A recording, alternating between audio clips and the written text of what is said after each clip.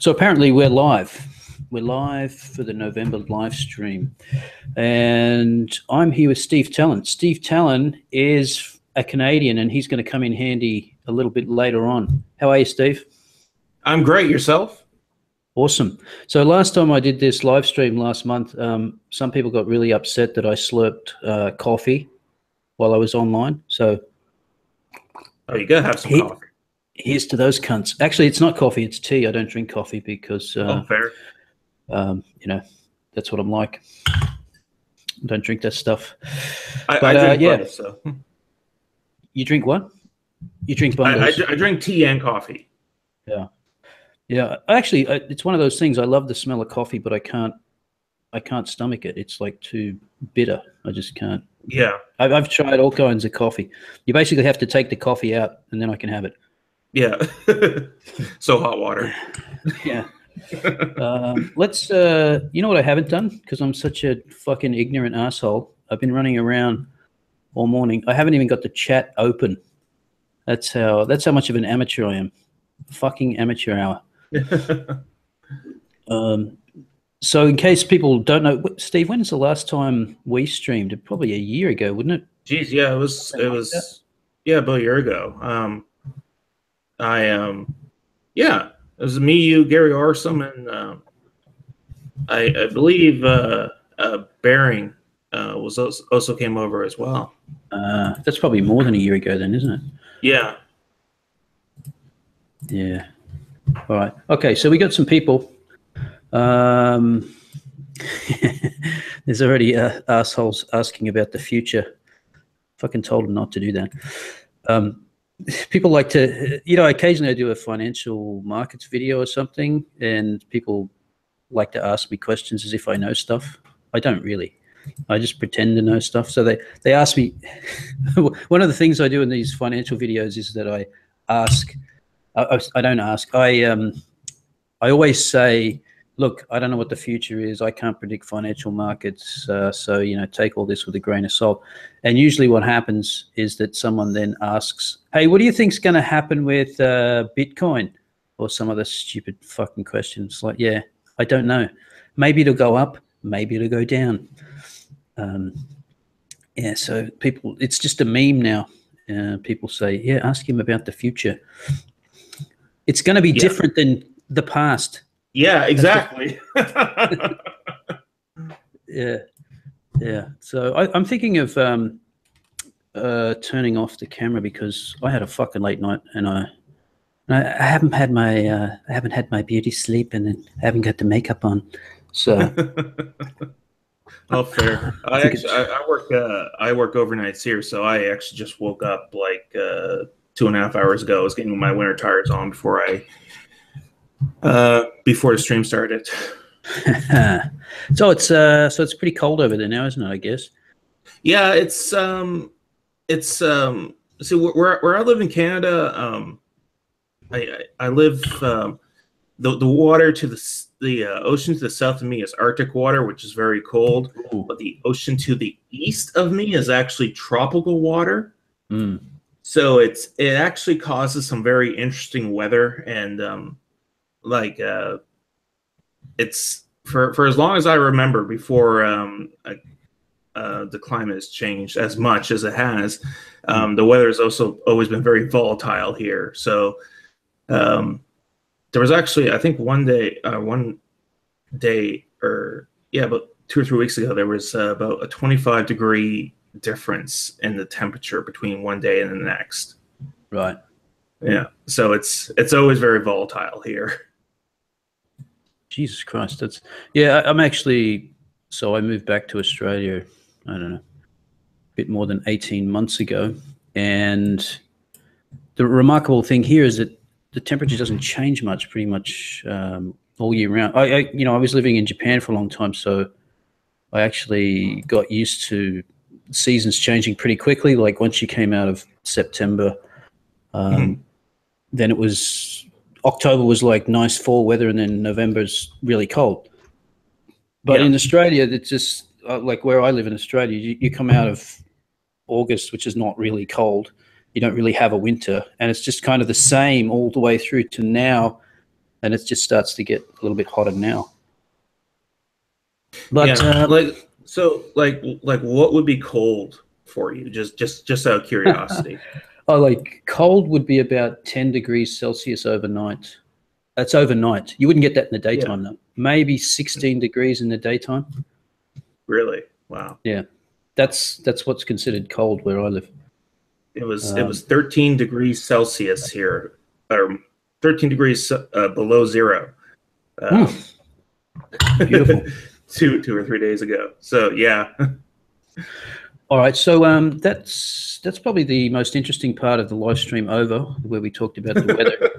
And now we're going to, as long as I can figure out where this fucking screen is, I'm just going to answer this one question that somebody, and then we're going to get into the Laurier, and we might even talk about the woman who wants to ban Sleeping Beauty because it involves inappropriate touching. So we might get there if time permits. We'll just see how we're doing. And Hagbard might be joining us as well. So let me just click on me. I see him in the chat there. Oh, is he? So just, you can see the, people can see the question on the screen. This won't take long. Can you see that question, Steve? Yeah. Yeah. Oh, yeah. What's your reasoned opinion on gold bugs and Austrian school-minded investors such as Mike Maloney, Gold, Silver, and the Zero Hedge blog? Geez, you crammed a lot in there, didn't you? Gold bugs. Well, my opinion on gold bugs is they've been wrong for nearly 10 years now. People are always saying to me, hey, you should listen to Peter Schiff. Why? He was right about one thing once in 2007. The same, Zero Hedge was an excellent blog. It's a financial blog, if people don't know. To read, it was excellent during the financial crisis because they were out ahead of all this faulty mortgages, CDOs, CLOs, all these dodgy products coming out of all the big investment banks, and they were really good. But the problem is, once everything turned around in 2009, they just kept on with the sort of end of the world scenarios. And of course, the end of the world didn't come. And they still post some relevant articles. Mike Maloney, I think I've listened to him once on a podcast. I can't remember where. But my general view on gold bugs is that they've been wrong and that eventually they might be right. But we shall see. People always think that the next crash, then gold will go through the roof. It kind of did back in 08, 07, 08. But then it retreated. I think it got up to nearly $2,000 an ounce, and then it retreated. It's back down to about $1,200, so anyway, I don't really have a view on gold. I don't know how to value gold. I don't really understand gold. People call it a store of value and all these kinds of things. I don't really, never owned it. These are the hard money people, you know, they're the people that sort of rail against central banks printing money. It's all a big Ponzi scheme, blah, blah, blah. You've heard the story. So whether they're right or not, I mean, I don't like central banks printing money left, right, and center, printing money that they don't have. I mean, it's all debt. But whether people are going to flock to gold for some reason when the whole Ponzi comes crashing down, who knows? People have been predicting that for years. It's never materialized. I think the huge bubble right now is Bitcoin. It's like $8,000 or something for a Bitcoin. That'll be a spectacular bubble bust. And so with that, let's get on to the business of Laurier University, because that's the balls. That's the good stuff. And we've got resident Steve Talon with us, who's an expert on this stuff. And Hagbard's in the fucking comments like a little bitch instead of coming in here. What's going on, Hagbard? Yeah. So, Steve, Laurier is in an interesting spot, isn't it? I mean, it's closer to Detroit than it is to Ottawa. It's like it's in Ontario, right down near the lakes there. Is that right? That's where Laurier is? I believe so. I live quite a ways away from it, so I'm not that familiar with the geography, but I do believe that it is in southwestern Ontario. The whole understanding a map of Ontario is really screwed up to begin with, if you ask me. But Yeah. yeah, it's though that's actually, I believe that area is where the majority of Canadians live. Oh, There's okay. there's this area from Windsor, Ontario, to Quebec City, Quebec, Yeah. and that's where almost the overwhelming majority of Canadians live. And I don't live in that area, but yeah, Yeah. that's So it's Ontario, so it's in the domain of the notorious Bill C-16 of the Ontario Human Rights Commission, the controversial law that Jordan Peterson railed against, and that these faculty members and administration member this troika that pulled Lindsay Shepherd in to give her an interrogation, basically. It was like a Maoist struggle session. They had it was. It really was.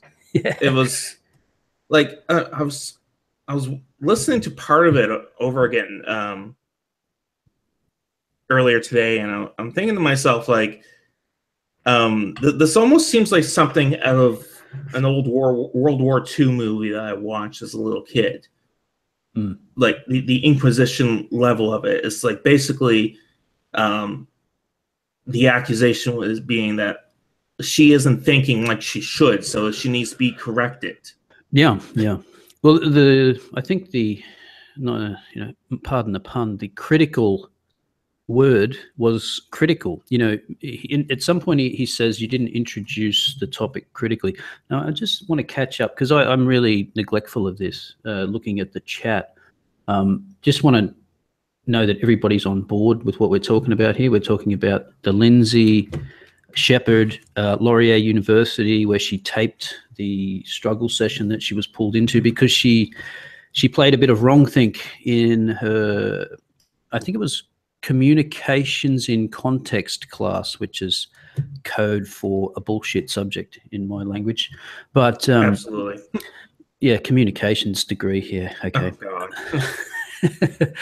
But I mean, the great part about this is that the lecture was, it was a tutorial, I think. It was about pronoun usage, and she's actually on board. She disagrees with Peterson. If you go back a year ago, you remember Yes. one of Peterson's arguments was that because one of the arguments from the trans activists was that pronouns signify as a marker of respect, and Peterson was like, it's not respect, it's like, if you and I are sitting at a cafe and you've got your back to the street and I say, oh, he's got a funny hat on, he is not a sign of respect. It's a identifier. You turn around and you know what you're looking for. You're looking for some masculine looking person with a hat on. That's what. And so exactly. She actually, I don't know her explanation. It'd be interesting to hear, but she says that it's a sign of dignity or something to use someone's proper pronoun. Now, I can't, no. I was trying to think of a context where that might be true. Like, I mean, I just can't think of a context where you would use a pronoun other than sort of for identification purposes, Yeah, exactly. I guess for people who have like people who have legitimately transitioned from one gender to another, Blair White, for example.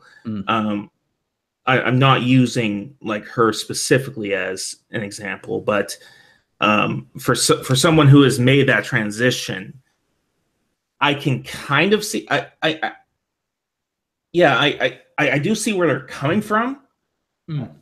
But someone who wants to be referred to as they or Z or whatever the fuck. There seems to be 100 different pronouns these days. Like it's just they just want to be special. Well, that's what I've always thought. It's, look at me, I'm special and different, and that's part of the whole gender expression, because that's, if you look at I remember Peterson saying this about the Bill C-16, that when you look at what gender expression is, it's basically fashion. I think the way it's defined is how you present yourself to the world, which is literally how you dress. If you want to put a bloody, you want to color your hair pink and put a ring through your nose, make yourself look as ugly as possible, which SJWs like to do, that this is gender expression. All right, well, it's fashion then. But this is, so I've been sort of studying a little bit the arguments of the people who think that gender is completely socially constructed, and that this is the way, whether you agree with it or not, it's interesting to understand their arguments, because I think when people just yell out things like there are only two genders, you're not communicating with these people, because they define gender as the performance of a set of behaviors. They call it performative. So in other words, gender is just a set of behaviors that we ascribe to masculinity, in a sense, something that is a trait of men, that men do, and we perform this. And the idea that it's, and so if you want to redefine gender that way, go ahead, but I'm still going to draw the distinction between biological sex, but they go one step further than that and say that gender is independent of biological sex, which seems a huge claim, because 99.8% or 7% of people who are born biological males actually perform, if you want to use these words, that gender. That's an unbelievably tight correlation, and it's very difficult to dismiss that. It's very, if that was an independent, of course, the social constructionists will say, yeah, because that's, biological males are socialized into that behavior. But still, you'd think, even if that were true, you'd have a far higher rate of people rejecting the gender. But I don't know, it doesn't stack up to me. No, it doesn't. One interesting thing I've always noticed about this, how the word gender is being used these days, is people who a lot of the regressive left, they will be first in line to whip up the dictionary definition of feminism and tell you that's what feminism is. Yeah. But they don't bother to do the same thing for gender, because or at least the last time I looked up gender in the dictionary, it was, or I don't know, Oxford English Dictionary has been kind of letting in a whole bunch of new words lately, and they don't really seem to be the gatekeepers of the English language that they used to be. The last time I looked up the word gender, it was literally just another word for sex. Well, I think this is part of the problem, is that most people, and I have my entire life, use gender and sex interchangeably. And, you would have filled out forms in your life, in your government, where there was a tick the box, gender, male, female. So I don't think most people, that's the way we think about it. But there is, I think, the people, how could you call them loosely, in the 50s, the sexologists, if you like, what was that guy's name? Kinsey, all of these types of people, they came out with a different a definition of it. And so that's what they're working off. They're working off a different definition. And that's a lot of what social constructionists do. They start out with a completely redefining everything through this dialectic where everything's an oppression narrative. Somebody's oppressing somebody else. And so this is the problem. I think a lot of the time, it's once you go in and figure out what they're trying to say, and it becomes clear in this Laurier University, this struggle session, is that, the ultimate aim of postmodernism, if you read any little bit of Marcuse, is that your speech must be devoted to liberating the oppressed, any dialectic whatsoever. And if you're not in service of that, if you're not doing that, so if Ben Shapiro comes to campus and says, look, you're not oppressed, you've got equal opportunity, just get your finger out and work hard, then that person can be shut down. They're not entitled to speak. Only those that are in service of social justice causes, liberating the oppressed, are allowed to speak. That's part of it's it's catechism. It's like religion. You know, it's not. It's the complete opposite of scientific bottom up inquiry. Follow the evidence where it leads. There's no agenda. They have an agenda. If you're not sticking to it, then you're engaging in wrongdoing, and we can shut you down, and you need re-education. And that's what this is, essentially, in a subtle form. What they did to her. And I don't know if you saw that. I should tell the chat that I've actually done a second video on this, but it's unlisted at the moment because YouTube keeps demonetizing it the moment I upload it. But it'll come out today regardless. I'm just going to put it out. I don't fucking care anymore. They're such idiots. But in that, where was I up to? Yeah, essentially Rambukkana, who's the sort of head guy in the faculty, he wrote an apology letter. Have you seen that? He wrote an apology letter where he... I saw that he's written one, and I haven't read the letter. I don't know if it's even been made public, but I have also noticed that Lindsay isn't really buying it. And I agree with her. Like, really any attempt at an apology, because, okay, see, everything kind of really boils down. At the end of the day, the only thing that really matters to people is money, and or at least that's how I see the world. And it was the threat of donations being withheld from alumni, and the parents saying, "Yeah, I'm not sending my kids there." That really got Laurier to backtrack here. Yeah. Because I swear, if there was no financial repercussions towards Laurier, they would have not apologized to her. There'd be no reason to. No, exactly. And she makes that point quite clearly. I didn't realize the extent. So in this next video that I've made, she talks about, she said she saw something like 100 messages of either alumni or donors saying they were going to pull their funding. Yeah. 100, that's huge. And I don't know if she's... Well, and that's just the people that have bothered to message them and say, yeah, I'm going to withhold my funding here. And that's not even the people that have made the decision and just not bothered to inform them.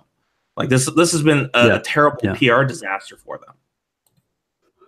And the other part of it was that I didn't realize is that you might get from the reporting, you might get the impression that she recorded this and then she leaked it to the public. She didn't. She recorded it and she told them she had a recording before she complained to the university about her treatment. She told them she had a recording of it. They weren't listening. They were just like, nah. We don't care. They didn't even ask to listen to the recording. So she only released it after, she wasn't getting any joy.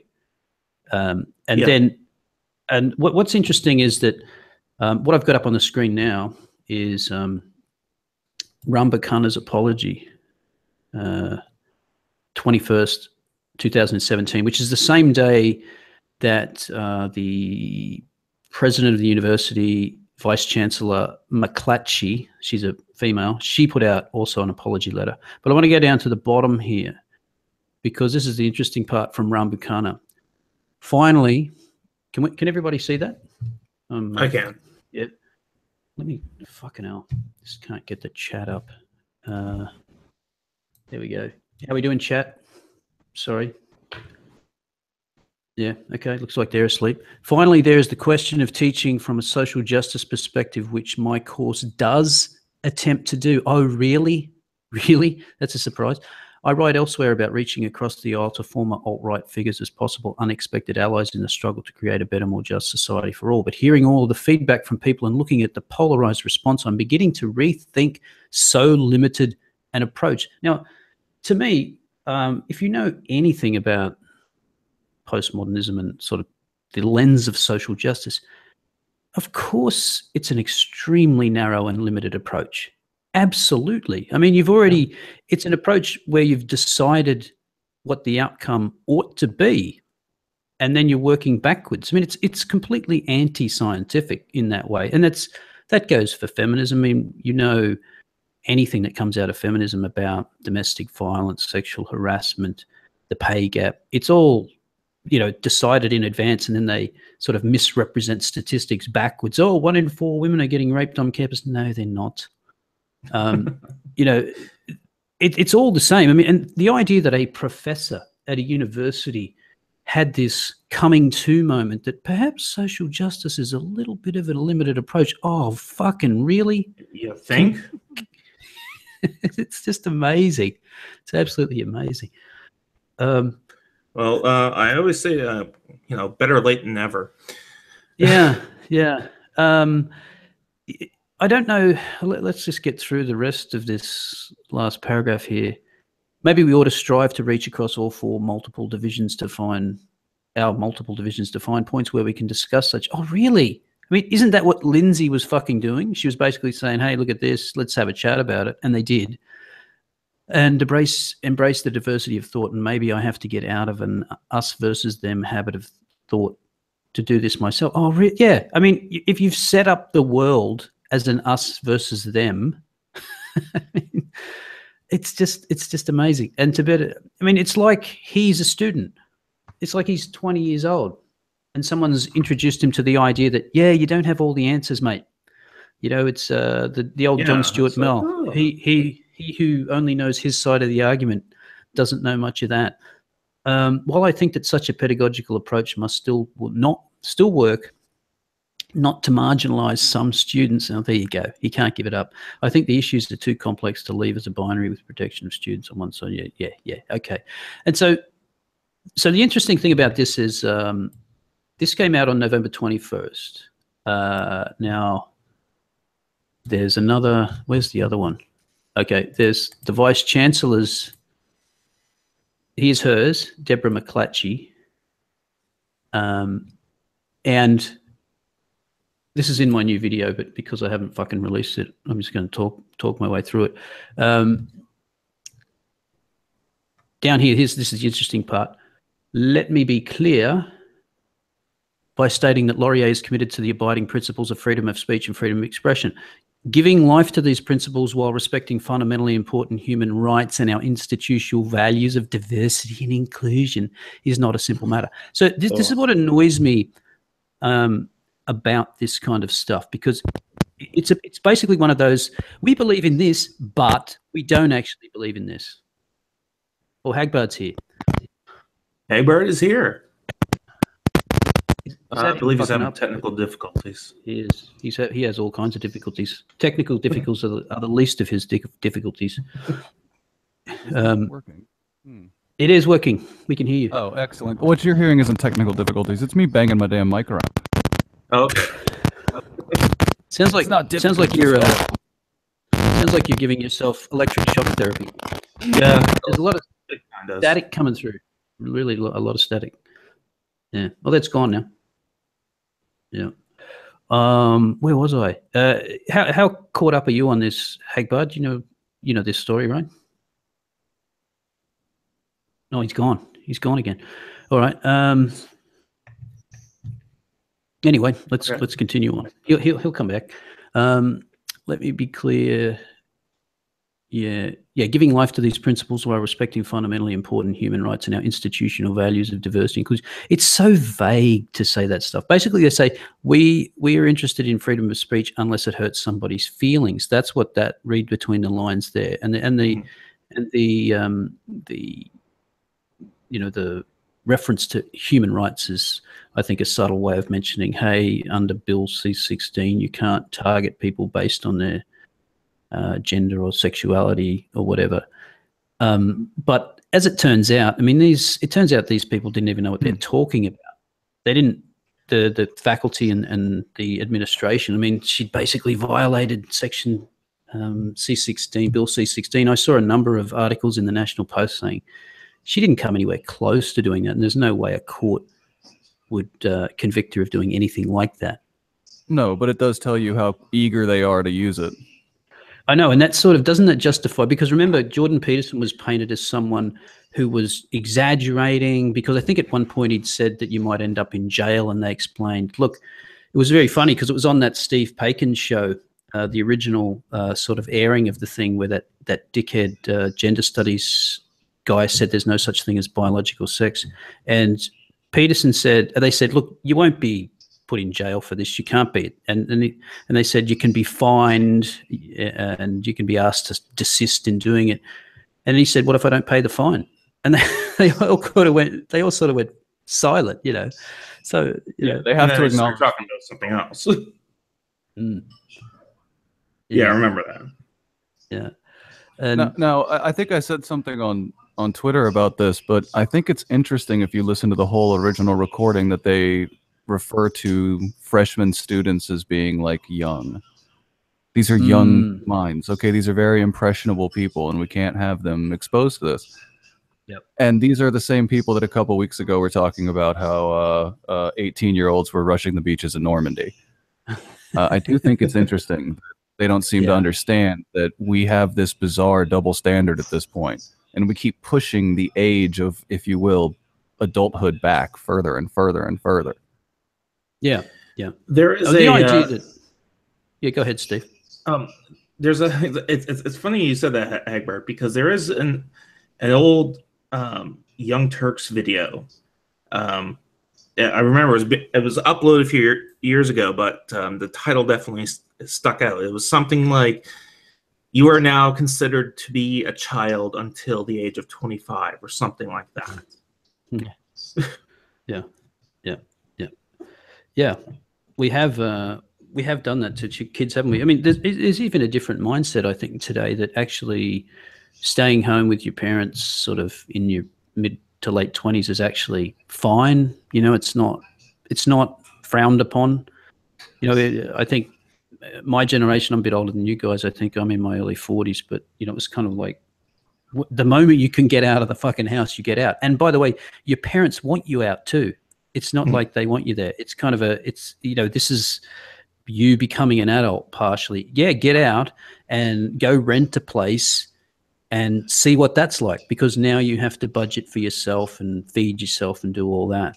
And that's part of growing up. But a lot of people don't even have to do that. Yeah, anymore. I mean, even a lot of the college kids around here, they don't really, like, their job is to pay for gas and beer and weed. That's what they work for. Their parents pay all their bills. I mean, all their actual, their rent, their car payment. I mean, it's pretty normal to see kids around here driving cars that you're like, dude, you didn't buy that.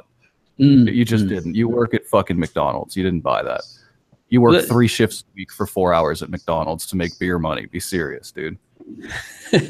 and I was never, my parents never bought me a car and anything like that in my life. I had to pay for it all. Now, university, when I went to university, was cheaper than it is today. Kids spend more money, and I do think they've got a point, but I don't think they've got a point about it being too expensive. It's the argument should be it's too expensive for what you're getting, because you're getting a lot of bullshit in a lot of cases. I mean, if you go to a university and you do an engineering degree, you're probably getting the right education and you come out of it, and your degree will pay you back at some point.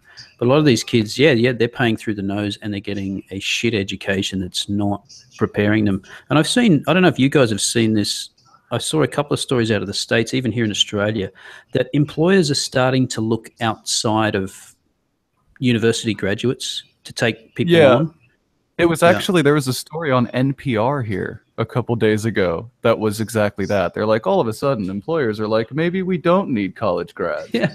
And it was just on NPR. It's just like, maybe not. Like, maybe they're not the perfect candidates for doing actual work that requires to be done on a time scale. Yeah. And I've actually got quite a bit of a misogynist view on this. It's kind of the law of when females finally pile into a trend, it's kind of over. It's always. Well, I mean, they've openly admitted as such, and they've openly admitted. Like, I've watched several documentaries that even well-known 60s and 70s feminists are talking about the idea that when they opened women's studies and gender studies and African American studies departments, it was literally overnight. It was over the course of a 48-hour weekend period, and all of a sudden there's poof, a department. Yep. how valid do you think that department really is? Yeah. How well staffed is it? What kind of curriculum does it have? Because I have a funny feeling it's not great. Did you see Camille Paglia talk about this? She said basically what they did was they went around and said has somebody got a TV playing in the background or something? Or radio? Not me. More than likely through my wall. Oh, that's better. Did you just shut yourself off? Camille Paglia said that basically in the 70s when they started up these departments, they just looked around at sort of women in English departments at various universities and went, "You're a woman, you'll do." Throw them into a department, call it women's because it was called women's studies back then, not gender studies, and away you go. That's it. And feminism from the get-go is a political movement, and so these are not legitimate bodies of objective knowledge, and they don't even. If you look underneath, they don't even pretend to be. I think the sad part is that our governments and the media generally treat them as though they're valid disciplines. Like, they treat the pronouncements of someone out of gender studies the same as they would treat someone who's just made a discovery in particle physics. And I think our media is so bad at reporting science. There should be so many caveats with every single social science sort of piece of research that comes out. I mean, did anyone remember the great replication problem in social science? Something like 60 to 80% of all social science papers, the findings couldn't be replicated. Now that makes sense to me. And that doesn't surprise me at all. No. And I mean, that's really one of the cornerstones of science and advancing a field of study, is that you can take a study and replicate it. I mean, and they can't do this. I mean, most of the time. I mean, you take a big study like Big 5 personality traits. They've done this multiple times across cultures across the world. You get the same findings. You get these differences between men and women in Big 5 personality traits. It's a decent finding because you can replicate it. But a lot of this stuff is just nonsense. And it's when you look into it. Absolutely. Yeah. Yeah, well, and I think it's interesting how much of it, like the percentage of stuff that passes out of the social sciences, how often you see that it's behavioral psychology or anthropology that get tossed in there, and they're actually based on some sort of numbers. I mean, you can't do a behavioral study without pulling huge amounts of numbers. Yeah. And there's no reason to report on it if you can't replicate those numbers. So, I mean, there are certain departments that function, but they seem to be more validating the massive wave of horseshit that comes out of the rest of these departments. Yeah. I mean, think about something like patriarchy, or no, intersectionality is probably a better one. I mean, intersectionality sort of pretends to explain a lot and explains pretty much nothing, because the idea is it has this veneer of, or facade of complexity and nuance, if you like, where it says, "Hey, Hagbard, you're not just a male. You reside at the apex of male, straight, and white. Isn't this amazing? What a revelation!" Yeah, I know. And I mean, straight off the bat, that's an extremely narrow view of a person.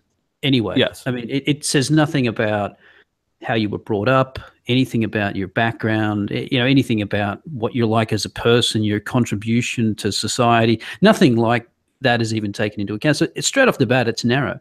But it's clearly for demographic purposes only. It doesn't have any application other than labeling demographics. It doesn't, and they want to draw these wider conclusions from it. Yeah, I mean, it's like, you feed these characteristics into the intersectionality machine, but you always get the same answer. So, I mean, if you feed in, it doesn't matter if it's Steve, me, or you. If you feed in white, straight, male, the answer is always the same. If you feed in black, lesbian, feminist, or black, lesbian, woman, you get the same answer. But, of course, it falls apart the moment you say, yeah, see that white, straight male over there? He's homeless. Because the answer is always, you're privileged, but you're not. And then, one of these black lesbian women who's got a nice cushy job at university pushing this bullshit, you are privileged. And so intersectionality just collapses on itself. And you don't even need to go to extremes. I mean, you just need to point out the sort of the white, straight male janitor, someone with a job, doesn't have any problems, but he's not privileged. The intersectionality is so vapid, it explains nothing at all. The homeless white man can still oppress the black lesbian, even though she's a millionaire. Yeah.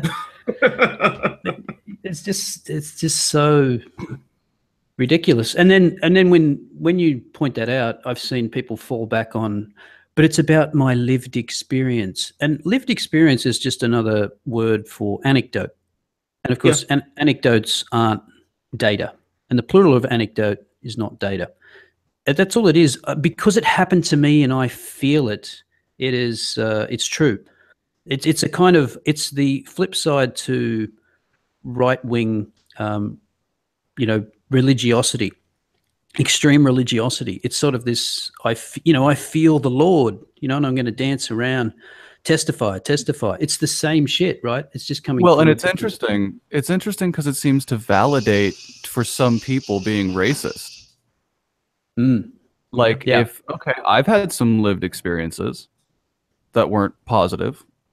What should I do with that? Because you seem to be extracting things from some negative experiences you've had. So, but if I do the same thing and extract from negative experiences I've had, it's a negative. It's a net negative. Yeah. Yep. It's a very bizarre system to have set up because it constantly feeds all the way back into being like, okay, so it's like 1953 again. Like, are we just going to be clear about that? Like, you guys are the ones moving us backwards to that kind of thinking. They want to go. It's almost like they want to go back. They don't want to accept that society's moved on.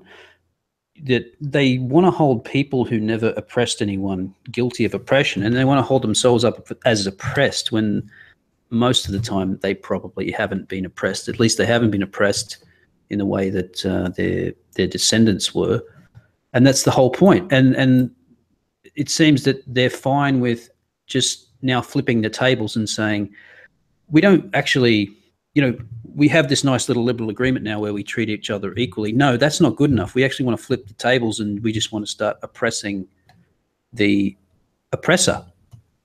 Well, and I've had a running observation of organizations of all stripes. It doesn't seem to matter what they are. This isn't limited by anything. This is governmental organizations, charities. It doesn't matter. Once that organization comes into being, its sole and exclusive priority is to continue to exist. Mm-hmm. After that, everything else comes secondary, especially their sole purpose for existing in theory. That has to fall by the wayside because you can even validate it. Look, we're doing good work, but if I don't have the income to continue doing new work, this is going to fall behind, and we're not going to be able to continue to do this great work. So I kind of have to have a steady income to continue to do this great work. Now, let's say I can't do this great work right now, this year, because I'm really focused on fundraising. That's the more important thing, because if I don't exist, no one will do this work. So it validates itself. Yeah.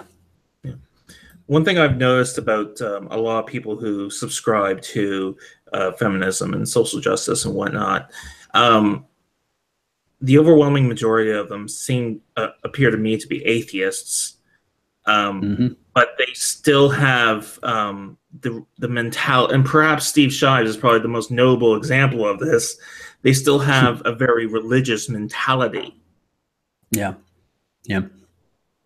It's interesting, isn't it? Because it's almost like the thing that they despise the most is they've kind of circled back on themselves. I have no time, patience for the metaphysical, supernatural claims of religion, but you can't dismiss religion as what it was. I mean, it binds people to a common goal. You read someone like Jonathan Haidt, they circle around something sacred. So religion gets you through some pretty shitty times in history because it gets people sort of circled around a common goal and they can work towards something. It creates community. Now, I believe, we've sort of outgrown it, but the problem is it goes back to Nietzsche, doesn't it? I mean, what have you inserted in place of it? When you kill God, what happens? And you have to say at this point, I mean, if you're looking at this rationally, you got to say, I'm not religious, but perhaps the sort of Christianity is better than this social justice fucking cult that we have at the moment, because social justice cult is just going to end with purges and communism. I mean, that's its natural sort of end game. I've always loved the that line of reasoning, because if you actually go look at the civil rights movement and the early social justice movements and even Black Lives Matter, these were all founded by Christians. Right. Every single one of them. Black Lives Matter is founded by 2 Christian black women. Right. Martin Luther King Jr. was what? Pastor Martin Luther King Jr. He was a reverend. He was religious. If you look at, there was a white man in Alabama that's actually now part of the, I think, Westboro Baptist Church. Jesus Christ. Because, and I quote, and this is pulled from a documentary I watched just about a year ago, I fought for civil rights because a black man is born black. Black is just something you are. Gay is a thing you do. And that's when he decided he would be a civil rights advocate for black people. But when the gay rights movement started, he was like, whoa, hold up now. Yeah, yeah. Like, I mean, it's interesting to watch how this has shifted. And now, I mean, that's just cast from the memory. No one remembers that there was once a civil rights advocate that's now for the Westboro Baptist Church. They can't talk about that. It would negate some of his existence, and they can't have that. So they have to kind of, let's just not talk about that. Well, this is what maybe I've talked to you about this before, Hagbard, but my knowledge of American history, this is the bit I don't get. The abolitionists was a Republican movement, right, in the 1860s, and some of the Democrats, they got enough Democrats to vote for the anti-slavery legislation, and it got through under Lincoln. So Republicans were the party of anti-slavery. Now you get to the 60s. Now a lot of the Jim Crow, or 50s, a lot of the Jim Crow stuff was in states where the governors, as I understand, were actually Dixie Democrats, and they were Dixiecrats, and they were holding up sort of civil rights. They didn't want they wanted to keep segregation and things. I mean, you go back to the 20s. I mean, it was the progressives who stumbled on this new fabulous science of eugenics. That's sort of not mentioned anymore, So, but we get to the modern day. I mean, how can you catch me up to how the Republican Party is now the racist party, and the Democrats are sort of the moral, arbiters of everything good? I mean, how does that by labeling all tax spending as racially motivated? That was all it took. It's simply, if you want to cut programs in any capacity, in any way, shape, or form, the only reason you would do it is to hurt the black community, right, more than you would hurt any other community. That's pretty much all it took to tie it to it. And it's even funny because up until, let's say, 69 and the Nixon election, I haven't looked too deeply into some of this, but even reports from that election, when he was being nominated and elected, there was a Alabama senator running as a third party or something, and he was essentially a segregationist revivalist. Oh yeah, is that Wallace? Something like that. I only know I only keep the vague details on hand. But he ran, and even the news at the time was reporting that it was going to hurt the Democratic candidate, right, not the Republican candidate, and that's as late as 69. Yeah. And I listened to it several times back and couldn't process why. What do you mean it's going to hurt the Democratic candidate more than the Republican candidate, that there's a man running on a racially motivated platform? Yeah. That seems strange to me. And I guess also you have the advent of affirmative action, which I think at that point, right, it's the right wing that starts to resist affirmative action, because their view is, well, it's equality of opportunity now. There's no, you've got equality under the law essentially. But you have the Johnson speech where he says it's not enough to bring people up to the start line. You've got to give them a head start. And so the whole era of affirmative action starts. And of course, because affirmative action doesn't, I mean, if you look at the evidence, black people's fortunes were getting better through the 50s, even through the era of Jim Crow, and then you get civil rights legislation, which is great, and you have equality under the law.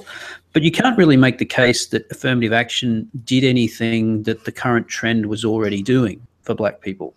And so instead of looking at affirmative action and saying, maybe this isn't doing what we thought it would do, they just double down. And of course, if you're opposing affirmative action and saying, well, look, the results here aren't that great. Why are we spending all this money? Why are we shoehorning black people into universities which they fail out of, Ivy League universities, where just to have this sort of fake appearance of diversity, this mismatch.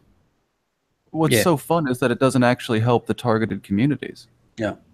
If it helped the black community as a whole, or specifically, I guess, targeted lower income people in the black community or the Hispanic community, which I watched happen hundreds of times on college applications, people with a drop of Hispanic blood, essentially, and living in $550,000 homes, applying for federal financial aid on the grounds of being Hispanic. But it's not for you. I mean, you can pay your way. I get that you can use this and help your family save some money. I get that. But how did you feel right doing that? It's the same thing with a lot of these programs. A lot of these different it helps the already upper middle class black kids that were gonna be fine anyway. Yeah. They didn't need an assistance to get in. And isn't this the part sort of where the left has lost the plot? Because if you go back far enough, leftism was more about, it was a class struggle, right? So, and class cuts across everything. Now, of course, there are more lower class blacks as a percentage of the population than there are whites, but if you want a broad movement that appeals to people, then go with the class issue, because it cuts across all racial categories and you get people together. But now that you've siloed people as saying this is a black issue and only black people can talk about it, or this is a Hispanic issue and only Hispanic people can talk about it, now you've siloed everyone. And I've got to say, I'm in this sort of dilemma where I'm actually glad they do this because they lose. But then by the same token, the problem also is that the right doesn't actually have to come up with anything. All they have to do is look at the left and say, look at these fucking idiots playing identity politics. And so all the right has to do is be in opposition. They don't actually have to come up with any solution themselves. But if the left actually had an organized platform, then it would force the right to actually come up with some decent ideas as well. But it currently at this point, it's just point at the other one and point out who's being more of an idiot, and that's how you win. Yeah, you're exactly right. Yeah, and it appears to be the game being played on both sides. I mean, it's the same thing. I mean, there's the existence of a page called like Right Wing Watch. It's to me is the same as Left Wing Watch. They're the same organization. For all I know, they're run by the same person. Would be if I were smart enough. I'd be running both fucking sites right now and making clicks. Why not? That's where the money's at. It's in the polarization. Yeah, so it may not be called the same thing, but it's the same. It's the same concept where they basically report on crazy shit that each other say. And it's, I mean, okay. So you find a Baptist priest giving the famous fucking "no faggots in my church" speech, and put that under Right Wing Watch. The man's got 12 motherfuckers in his audience. His whole church is 12 motherfuckers. I mean, I get it, but I mean, come on. What good is this doing is what I'm saying. And Left Wing Watch has some shit on it too. That's the same thing. It's like, oh, fantastic. Good. Yeah, excellent. This is a guy ranting on completely alone. He has no following. It's like videotaping a street preacher. It's for kicks, but understand it isn't understanding anything. Yeah. It's hilarious. But yeah, I mean, I don't know if you've who's that guy? Lilla. Do you know this guy Lilla? He just wrote a book. He's a leftist. I mean, he's a Democrat through and through, and I'd probably disagree with 80 to 90. Say I have. Mark Lilla, I think he's an academic, and he basically wrote a book criticizing the left and saying that if you're going to continue with just identity politics, you're going to lose. You've got to find a common cause to rally around that gets everybody rallied around. So, for example, instead of saying that incarceration in the United States is a black problem, realize that it's not a black problem. It's a problem of locking people up for minor offenses like smoking a joint. That's the problem. And you can rally all people around a message like that. It's not just this is the domain of black people. It's a black problem. Because as someone pointed out, I think if you released every black person, Hispanic person in jail from the United States today, the United States would still be the most the 5th most incarcerated population in the world. So it's not, it's not just a black problem. You've got to find issues. And that's ignoring the larger thing of what that would do to the communities they return to. I mean, if that's the game you want to play, understand that it doesn't end well. It's terrible for this.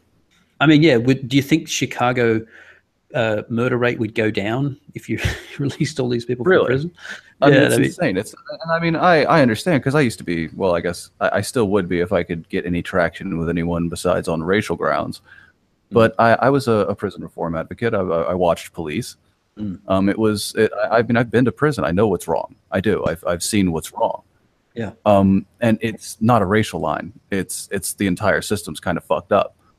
But as soon as people make it a racial line, what you're going to do is divide the people you can draw support from. Yeah. Yeah. And it's had negative consequences for someone who walked away from several advocacy groups simply because this was the angle we were going to take. I'm like, I'm not doing this, guys. It's ridiculous. Do you guys know? Oh, go ahead, Steve. I was about to say, I'd actually, at one point, I was dating a girl who was a correctional officer, and she was bringing home so much of what happened at work, and it became apparent to me very quickly that she wasn't able to keep those things separate. Some people can, no problem. But it was really starting to affect her. And I'm like, you have to find a new job. Like, this isn't the right job for you. Yeah. But she was like, no, this is it pays well. But I'm like, yeah, but if you're miserable all the time. Yeah. And I always think there are certain jobs that just can damage people's souls, and I'll tell you, CO is one, man. Yeah. I mean, have you ever? I lived with when I was in my early 20s and I first got to Sydney. I lived with a detective, and then I lived, because I got in that crowd around cops. Cops are some of the most fucking stressed out people.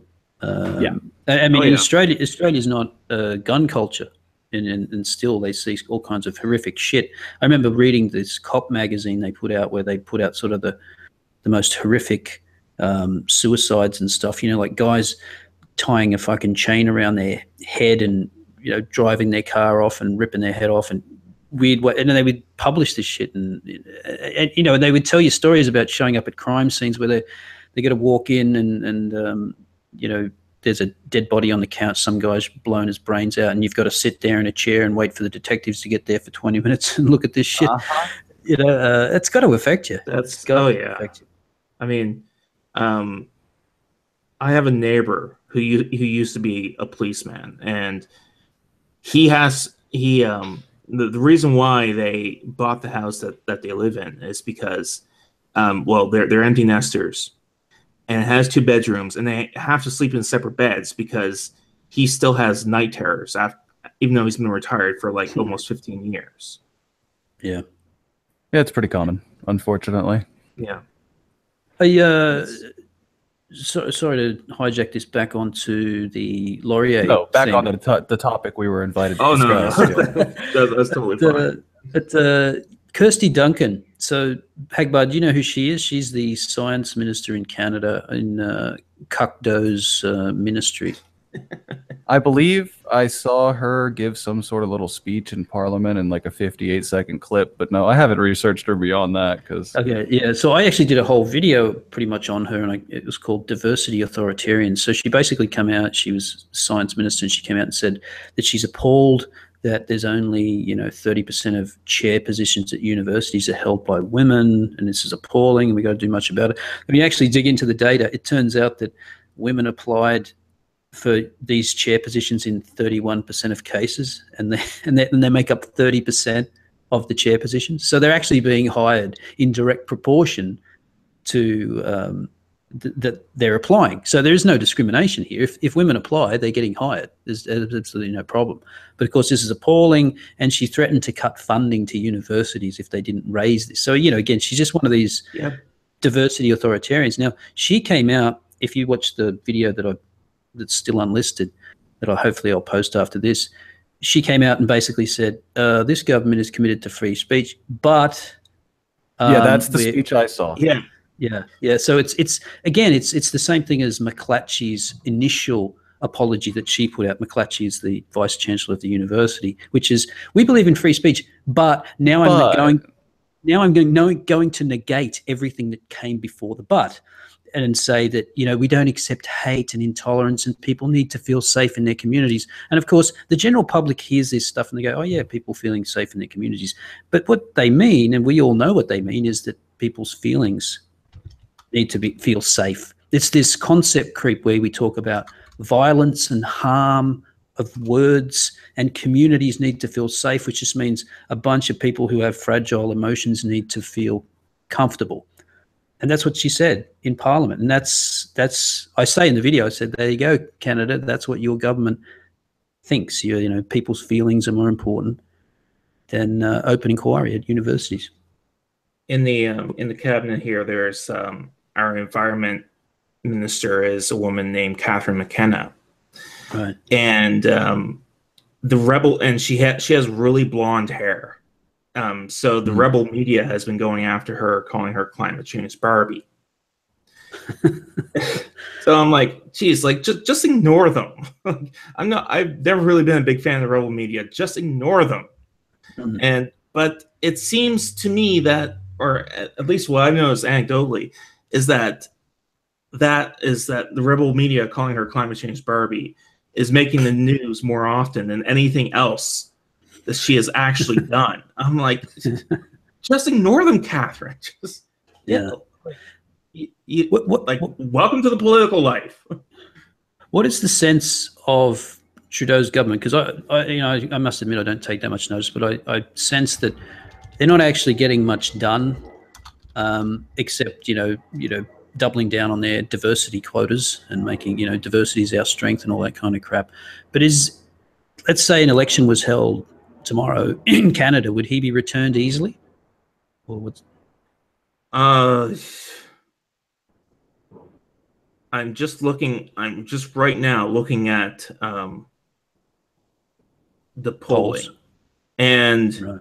I do remember, I think about a month ago, they said it would be a coin toss as to whether or not they would have a majority government or not. But yeah, they would definitely have, if the election was today and this poll is 100% accurate, they probably would get another majority government.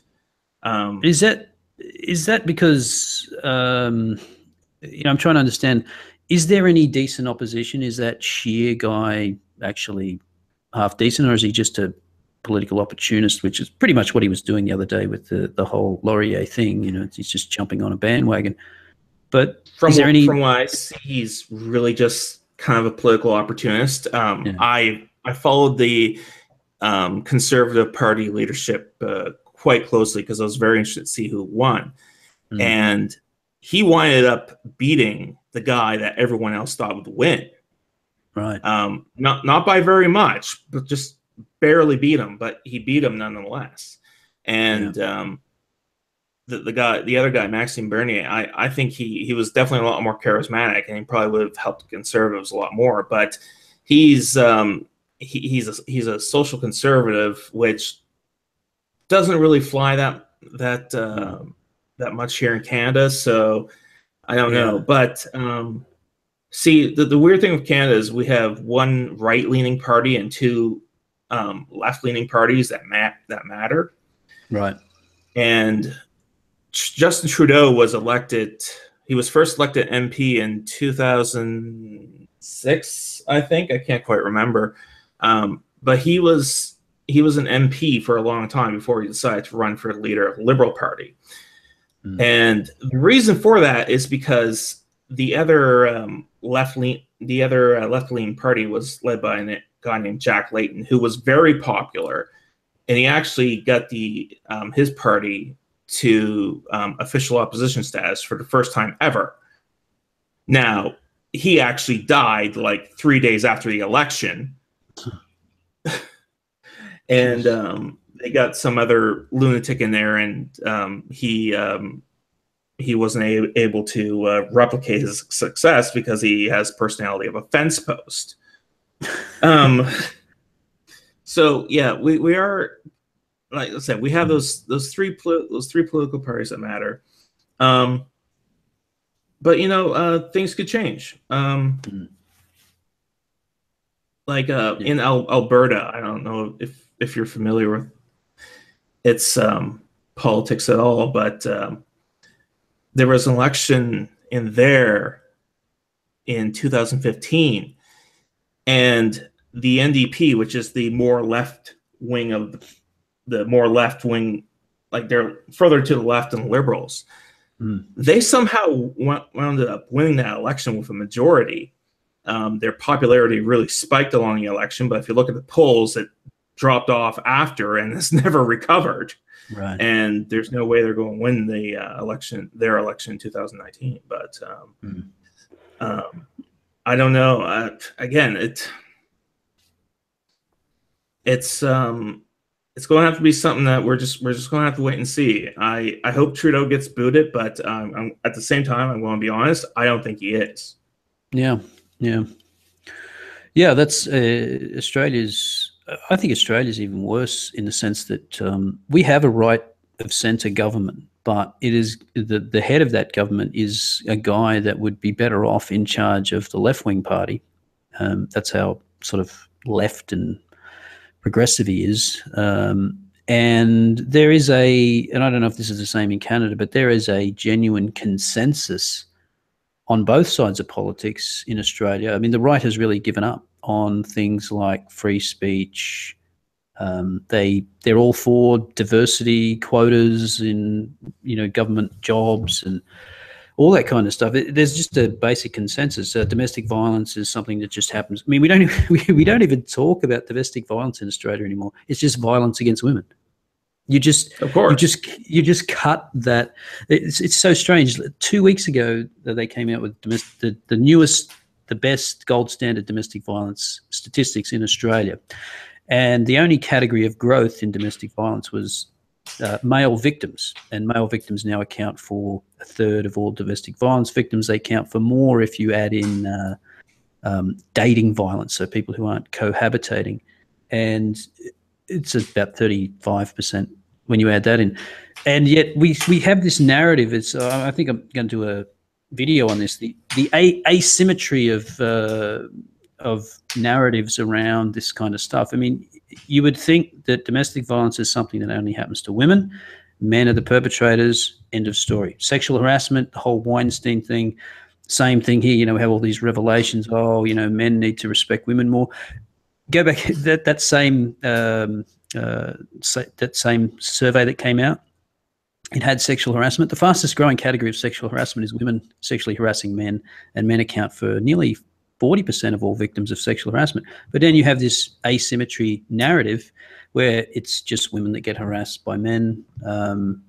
That's basically it. Men need to respect women more, and we need more women in senior positions, and that'll stop the sexual harassment. It doesn't look like it. It actually looks like if the more women you get in senior positions, you actually get more sexual harassment the other way around. But we have it. But the point is that we have our government, both sides of government, hold hands on that issue. They are in lockstep, in agreement on those types of issues. And so there is no choice. And in Australia, what's happening is people are going to alternative parties, but those parties aren't big enough to actually wield any real power. Is someone cracking nuts in the background or something? Is that what's going on? It's my fireplace. Right. Sorry, that's not going to get stopped. It's cold as hell in here. Oh, no, don't worry about it. I just pictured you in the background, like smashing nuts on the table. Excellent. Well, I mean that's the inherent problem with democracy, though. The politicians they want to get elected, and I can't. They want to get elected, reelected, and to some degree, I can't say I blame them.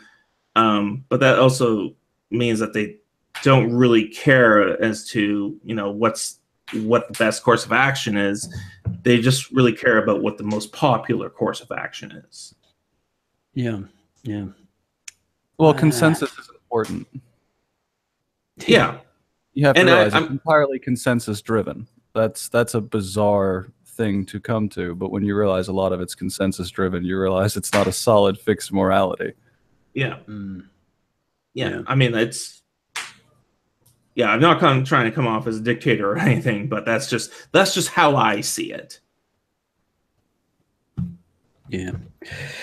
Yeah. Well, just I don't know on the Laurier thing. Is there anything left to say? I'm actually pretty impressed by that Lindsay chick. She's 22 years old. She's still a student, and she's got a pretty level head on her shoulders. I mean, she says all the right things. She says, "Look, you know, the worst thing about this whole thing is that it shuts down. Well, people self-censor. I mean, she's really sort of hip to the problem.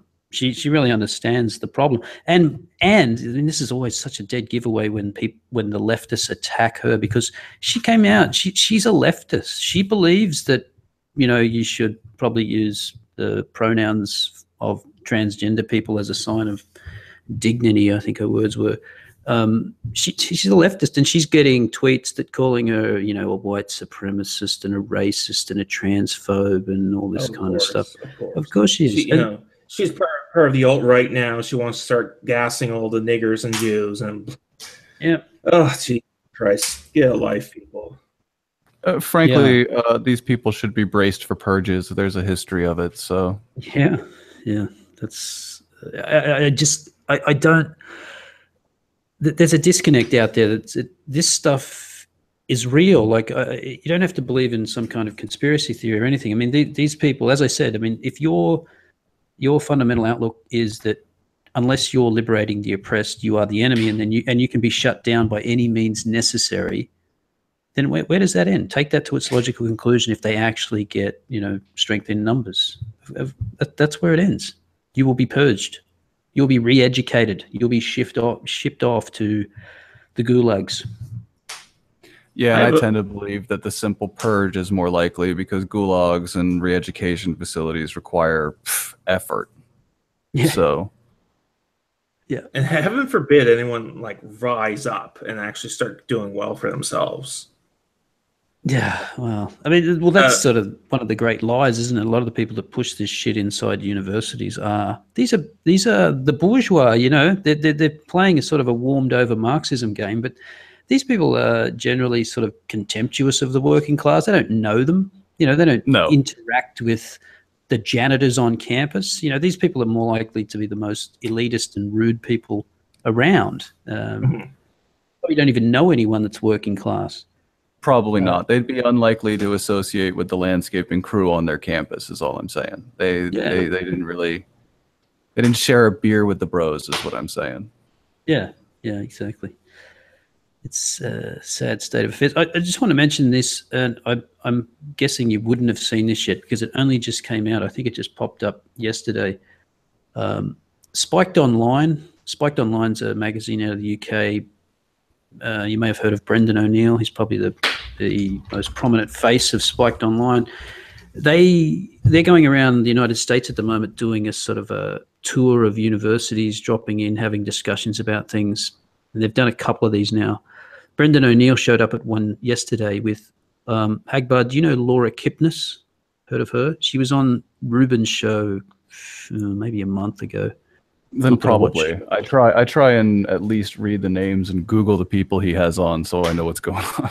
Right. Laura Kipnis is a leftist feminist, but she's come under attack because she started attacking sexual politics on US campuses. You know, all these kangaroo courts, women basically accusing men of rape because they had regret sex, and all this kind of stuff. And there's no due process. You've heard the whole thing. It's just an absolute shambles, the whole Title IX bullshit. Now, she's a leftist feminist, and she came out and said, look, this has gone too far. These kangaroo courts are ridiculous. We've got to restore due process.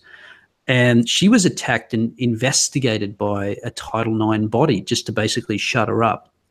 Now, she appeared on this panel with Brendan O'Neill. If you know Brendan O'Neill is just like a free speech absolutist. He's free speech is his motto, basically. And Brett Weinstein was also on this panel, and there's some other fat douchebag. Now, the thing is, he's just go and watch it. I will put the link in this video at the end. It's an hour and a half long, but fuck, it's worth watching because Brendan O'Neill just wipes the floor with them. But so Laura Kipnis has been through this kangaroo court tribunal, right? Brett Weinstein's been through, pretty heavy ordeal, and yet Kipnis sits there in this auditorium on a university. This is a credible professor. She's an academic of 30 years or whatever. We'll leave aside that she's a feminist, but she comes out and advocates for censorship, shutting down people. This fat loser that I can't think of his name, it basically says that Antifa is justified in its actions. Of course. And that, shutting down, he just labels people, everybody's Antifa is just trying to shut down Nazis. It's all right if you're trying to shut down Nazis. And so what my point is here, that Kipnis and this fat dude, they're supposed to be the adults in the room representing the left. And they're advocating for this stuff. And by the way, Brett Weinstein, who as you know, labels himself very progressive, Brett Weinstein comes out of this sounding like a right winger. He's defending, and so again, this is a fascinating expose. I suppose people are getting lost at this point at just how the left has gone so far authoritarian. It's unbelievable. Yes, I implore you, go watch these things, because if you're making Brett Weinstein look like a right winger, there's something just completely awry with the left. Go and have a look at that. It's amazing stuff. Anyways, guys, I got to jet, but Indy, thank you very much for having me on, and good talking to you again, Hagbart. Yes, sir. You have a good one. Thanks man. Ya. Thanks for coming on. Thanks for having me. We've been going an hour and 20 now, which is a bit long, but there was this other thing that I was going to bring up about. Did you see that some mad woman in the UK wanted to ban Sleeping Beauty? No, that's special, but I've been waiting for stuff like that to trickle down. I mean, again, it's kind of the old thing. If you write a joke at this point, just understand there's a potential you're actually telling the future. So be very careful with your humor, because, man, I mean, we're talking, what was it? On my channel, I've done readings from a politically correct bedtime stories that was written in like 1993 or some shit. And yeah, I guess we're here now. I guess we're two politically correct bedtime stories. We're there. It was inevitable.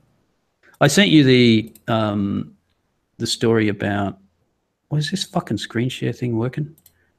I sent you the story about the cuddling idiots, right? Yes, absolutely. That's been slowly growing for like 5 years now.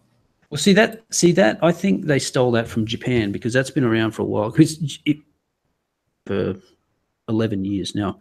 Japan is a really kind of alienated society in some ways. The way people live, really hermit sort of lifestyles for a lot of people. They have very small circles of people that they interact with, and that's been going on quite a while. But over there, it has always been pitched as sort of men wanting a cuddle from a woman.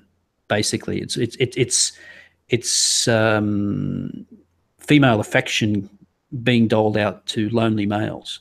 But the movement here, or the what I've been looking at, because I was fascinated when I saw that video, and then there's like loads of them. There's shitloads. But it's like this stranger woman and is cuddling another woman, and it's creepy as fuck. But I mean, how does your life get to that point? I mean, I wish I understood, because it is to me just stunning when I see shit like that. But I mean, even in America, I recall there was a TV show from the BBC, but taking place in America, called Idiot Abroad. Maybe it was Channel 4. Maybe it wasn't BBC. Anyway, Idiot Abroad with Carl Pilkington and all this shit. And he went over to America in the Southwest, and there were hippie communes throwing pajama party cuddle places even then.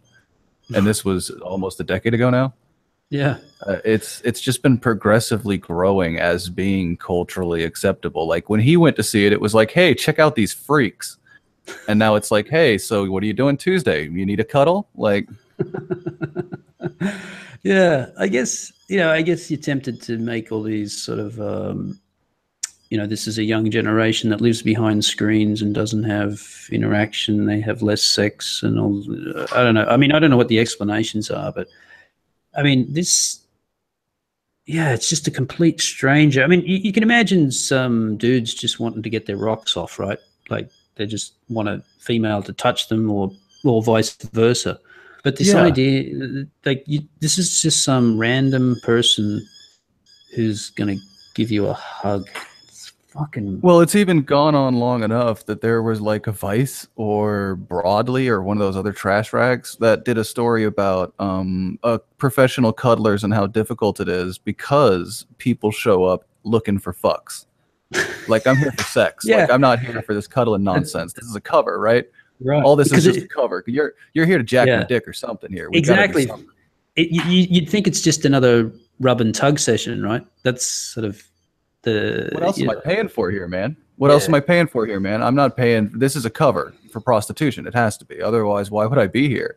Yeah. I mean, is it lonely women or something that, you know, because there's something really sort of toxic going on in our society. I mean, there really is a war of the sexes where, you know, women are being told that men are pretty much just rapey and going to sexually harass you, and you can't go near them. But you know, so what do you do? You turn to a fucking cuddling stranger. Shall we? I guess so. Shall we watch some of this? It's fucking bizarre. Yes, it's very bizarre.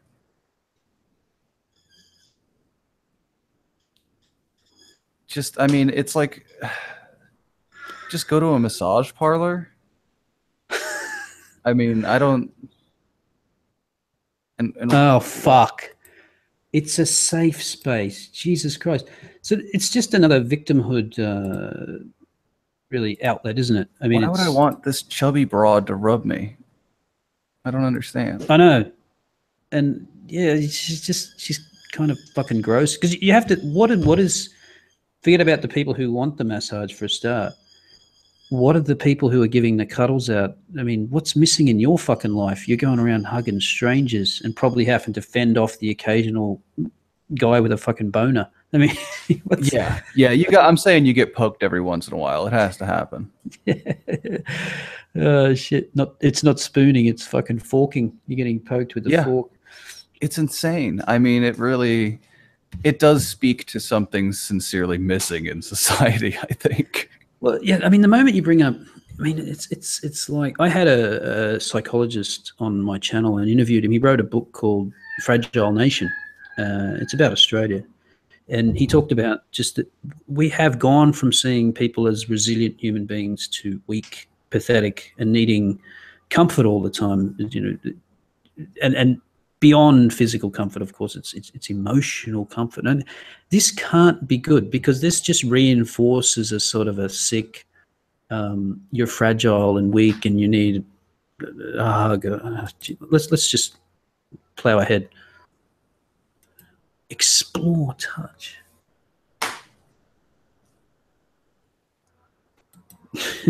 I mean, it doesn't shock me too much considering the popularity of stuff like, you know, ASMR. I mean, right. This is just where we are. Have you? I mean, I know what ASMR is, but I'm just the old cranky man now. I just don't get it. Like, I don't understand. I don't think you're supposed to get it. It's one of those things that I think most people who would be categorized as normal wouldn't be like, hey, this is what I do with my time. Yeah, I mean, you've seen that movie, Her? You seen that? Scarlett Johansson and Joaquin Phoenix. What's his name? Joaquin Phoenix. Have you seen that? Her? I think so. So it's basically AI, but it's a software. It's a piece of software. It's like your Microsoft operating system, but it gets into all your devices and it learns. It's a very sophisticated AI, and it basically becomes your best friend. Now, Scarlett Johansson's got that nice, slightly sexual, playful female voice, and I get that because she's learning and she knows you. She knows everything about you. She then becomes the most interesting person in your life, even though she's not a person. Because she's extremely smart. She can make you laugh. You know, she's got the best aspects of personality you could possibly want in a person. But the ASMR stuff, you're just listening.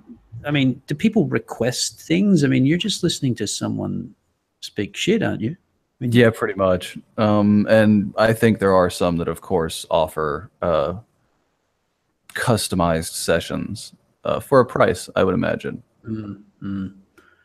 yeah, I mean, it does speak to. I guess it's two things, isn't it? I mean, you can't just put it down to loneliness. It's just the fact that we can do it.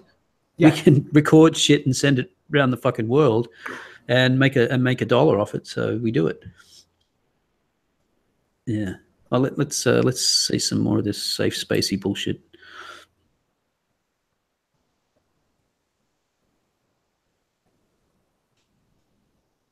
And I always think, like, this is her job. This is her gig. She's doing this as a reporter for Business Insider. This is her job. Yeah.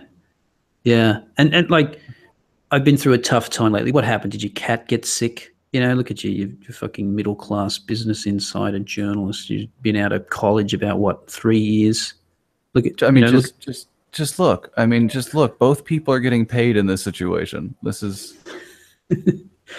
Yeah, tough time. But I guess that's modernity for you, isn't it? You know, you spill, you have a wine stain on your nice white couch back there, and that's the end of the world. That's your first world problem. Pretty much. Setting some ground rules. No fondling. What shit? What are you most comfortable with? With your hand around my dick?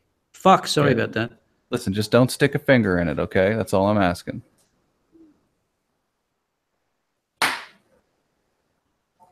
Cuddle tug of love. I think I'm going for the tug of love. Not happy. Not happy on this end. I think that has to stop now. you can't. Holy shit! You can't go any further, can you? It's the Cuddle Sutra. All right. I mean, I don't advocate for book burning, but I do need something to start my fire with every day. Yeah, I mean, this is just people trying to make a dollar, isn't it? Really? Yeah.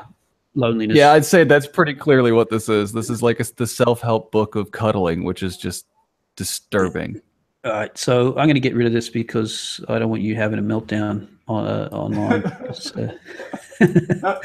And I'll get Sleeping Beauty back. We'll have a look at Sleeping Beauty instead. Yeah. Is that up now? There we go. Yeah. It promotes inappropriate behavior like kissing unconscious, magically drugged princesses who have henceforth been living with and cared for by little people. So consider what you're normalizing before you write stories hundreds of years ago. So I think before we get into it, I guess we'll just read it. But I think what she's saying is, for really little kids, this is it's fine to talk about it later, because obviously when you get older you can apply critical theory and deconstruct how sexist it is. But I think she's saying for little kids it's basically to protect girls from unwanted touching. I think you may have seen the stories about some woman coming out and saying you shouldn't teach your kids to hug people when they come to the door for Thanksgiving. Yeah. Not only that, but it was the Girl Scouts of America, I think. That's right. Yeah. Fuck. I mean, this is just another version of this, I think. A mother has asked for Sleep Beauty to be removed from the classes of younger children at her son's primary school as it promotes inappropriate sexual behavior. So primary school. So we're talking, we don't really know yet, do we? Sarah Hall raised the issue after a 6-year-old brought home a children's book version of the fairy tale. The mother of two said she was concerned about the message that a story where a prince kisses Sleeping Beauty to wake her from her cursed slumber sent younger children. What the fuck? Is that can I not read? No, they fucked that up. Yeah. All right. Well, there's a ad there. However, cool she added that there. she added that she felt the story should not be completely removed from the curriculum and could be used to start a conversation. I love this phraseology. We have to create a space and start a conversation. Well, how about the fact of where you are is a fucking space, and the fact that you're talking is a conversation, you fuckwits. I love this. I love this, the way we use language now. We need to start a conversation, which means you need to shut up and listen to me and believe what I say. That's what that means. Yeah. That's what a start a conversation. Look, let's be honest. It means the same thing it generally means when a nice lady tells you that she wants to have a conversation. She says, I need you to agree with me about this. For all intents and purposes, we need to have a conversation about this. Is I'm about to explain to you what I need. And if you disagree, this is all done with. Yeah. So that's the same conversation. Yeah, it's the same as we need to create a space. So we need we need a space in which no one will challenge what I say and everybody listens and nods their head. That's what creating a space is. No, you see, if you read the original, you'd know that you don't kiss sleeping women. You wait for them to give birth so that they'll wake up. Yeah. Speaking to I think it's a specific issue in the Sleeping Beauty. It's about sexual behavior and consent. It's all about saying, is this still relevant? Is it appropriate? In today's society, it isn't appropriate. My son is only 6. He absorbs everything he sees, and it isn't as if I can turn it into a question. I think this is one of the problems with. It's literally the argument. Yeah, it's these.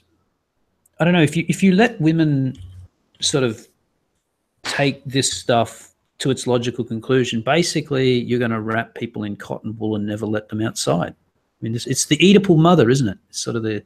Pretty much. Yeah, there we go. Even the subtitle for the politically correct bedtime stories is Modern Tales for Our Life and Times. That's what she's literally saying here. In today's society, it isn't appropriate.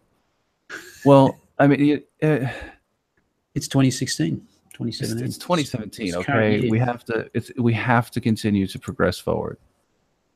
Yeah. I mean, you are, of course, I guess this is coming out of the whole sexual harassment, Harvey Weinstein wanking on plants and stuff. This is fainting couch feminist stuff. This is Victorian era.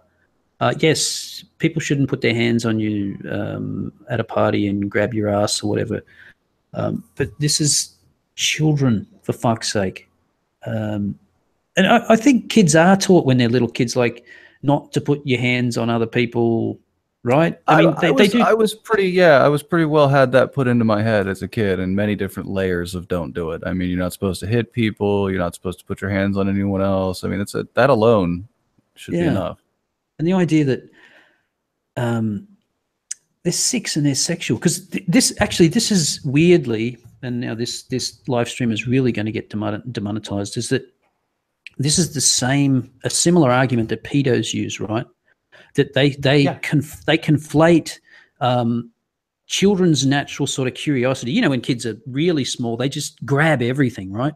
They grab fucking everything they see because this is basic curiosity. Like I got a friend who's got 3 daughters, and I think the oldest one's probably about 12 now. But he said, like, when they're little girls, like 3, they would run into the fucking shower, and he's in the shower, and they just grab his dick because they grab everything, right? And the pedos use this to say they're sexually curious. Well, that one's ready. Yeah, I mean, that's what the pedos argument is. That, see, little kids are sexually curious. No, they're not sexually curious. They're just fucking curious about everything, and they touch everything. Absolutely everything, because, hey, look at this. Oh, yeah, let's grab that. Let's grab that. I mean, that's just basic child curiosity. It's got nothing to do with sex. And so this woman is kind of, 6 years old. I mean, Jesus fucking Christ. It's just ridiculous. It opens the door. Yes, and it's not the first time that it's even happened. I mean, you can go watch old footage of the original gay rights movement and see that they were trying to push the fucking NAMBLA protesters out. Go away. we for sure don't need you here. You're not helping. Our sexuality is the same. No, it's fucking not. Get out.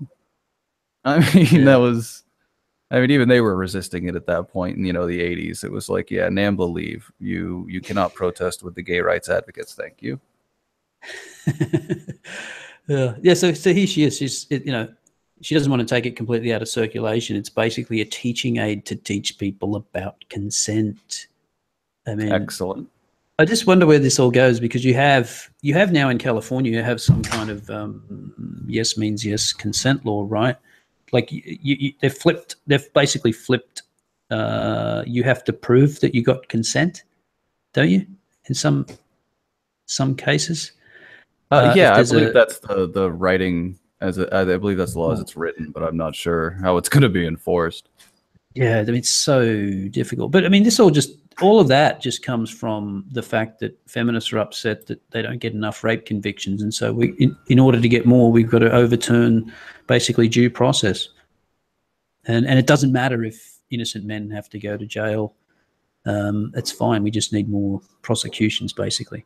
Yeah, and you can basically find people saying, not just a few, but many people in, oh, by the way, educational departments, I've noticed, saying that essentially that needs to be done. Look, okay, we have to accept that there's going to be some innocent men locked up during this. So, and by the way, innocent men already are locked up for these crimes, even under the system we have. You know, I think I saw a study not long ago out of the US where something like that's right.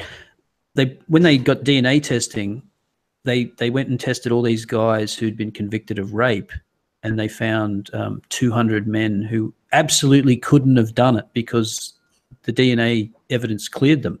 And they found 200 men in prison. And I don't know what the sample size was. I don't know what percentage that was, but Jesus Christ, there's already men locked up for these crimes that didn't do it. And of course, there are men that get away with it. But it's just one of these moral panics. We just seem to be inundated with fucking moral panics these days. It seems to be the hip new thing. Yeah. I'm gonna assume that the comments are just gonna rip this woman a new one. Yeah. Yeah, it seems like much of that is what's going on. I was glancing at it myself. Yeah. Oh well, maybe we should bring it to an end there and just end this cancer. So end on a high note with Sleeping Beauty. Yeah, fairy tale for all. God forbid that you'd actually kiss a woman and she might like it. She might. Well, yeah, I mean, that's the real problem with the story, is that she wakes up and marries the king. If she'd filed sexual harassment charges and taken his kingdom from him in the process, we could have a conversation about the need for the story. Yeah. Oh, well, so just for the people out there, I have a second video coming out about this Laurier University, but I uploaded it last night 15 times. It was demonetized every single time. I changed the name, the tags. I don't know why, because the first video got through, got flagged. I appealed it, was fine.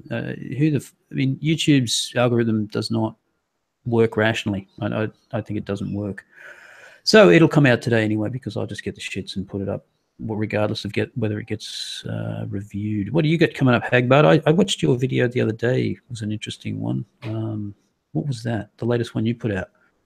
That was me making fun of Kathy Griffin being completely insane. That's right.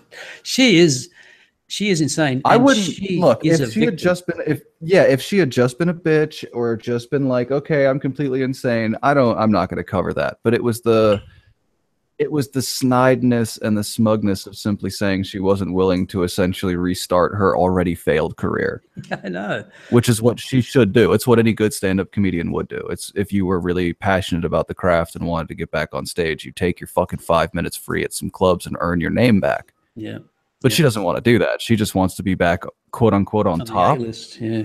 Which I don't remember Kathy Griffin ever being on the A-list, personally. It's not even a slight. I just don't remember her being that big of a fucking deal. I don't remember her ever being funny. I mean, she's done extremely well in her life without actually being funny. Yeah, she's talented at making money. It's not about being talented, though. Yeah, it's like that fucking guy, Rich Dad, Poor Dad, who wrote those books, who tells you how to invest all your money, but he actually doesn't do any of it himself. He actually just makes money by selling the books, telling you how to do it. Neat, like a psychic. Yeah. It's brilliant stuff. Yeah, that was good. I mean, when you opened up that video with, I mean, what were you saying? Something like, "Is this an alien?" I mean, she looks like a freak. She is gaunt. She's got this. It's almost anorexic. Like it's just one of those people. And I guess this happens to Hollywood types, doesn't it? They're just trying to look fuckable into their 50s and 60s, and it doesn't work. It's just not working. She literally looks like that alien from Men in Black is wearing her skin suit. That's what she looks like. She doesn't look like there's a human being in there. She looks like it's been pulled taut over her wasted bones, and now we're here. Yeah. Robert Kiyosaki, that's the guy. Yeah, he's full of shit. There's a great takedown of him. There's a whole website devoted to his bullshit. People love his books because they're very simple to read. But once you get, and there's common sense advice in there. You know, it's like, hey, work hard, save money, then put your money into income generating assets like real estate. Yep, okay, that's pretty basic stuff. But then he talks about all these deals that he did in real estate sales, but there's no record of any of them ever happening. And he just makes money off selling books about how he got rich off real estate deals, but he didn't, because he actually got rich off selling books. Yeah, real estate deals he never made. All right, let's cancel that. I will check the chat here. What's going on, chat? We're on our way out. Got anything to say? You want to ask me about the future? My favorite question. Invest in the means of production. I think that's a good way to go out. Invest in the means of production. I like Thomas Sowell, who says, equip yourself with skills that people are willing to pay for. I think that's some good advice right there. Anyway, thanks a lot for coming in, Hagbard. It's been good. Absolutely. Glad to be here. And we are out.